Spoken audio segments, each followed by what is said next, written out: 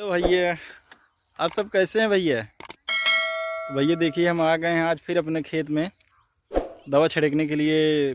घास बहुत हो गई है खेत में हमारी, तो ये दवाई छिड़के हुए आई यही।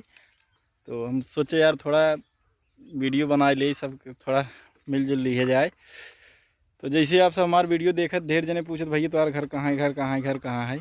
देखा भैया, हमारा घर जौनपुर है, तहसील बदलापुर है, थाना सुजानगंज है, ब्लॉक महाराजगंज है, और गांव राजेपुर है, पोस्ट बरजी है। तो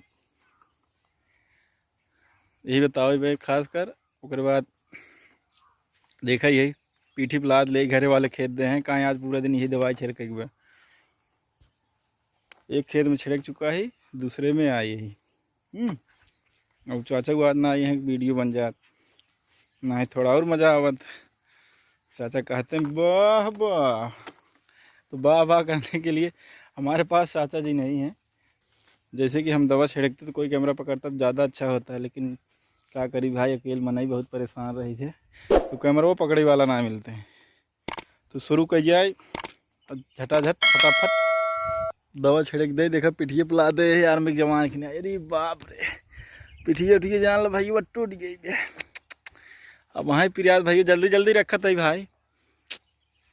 अगले वीडियो में फिर मिलब। अगला वीडियो कल सुबह कॉमेडी वीडियो रहे, बहुत तगड़ा वीडियो भैया। ठीक बा, राम राम सबके।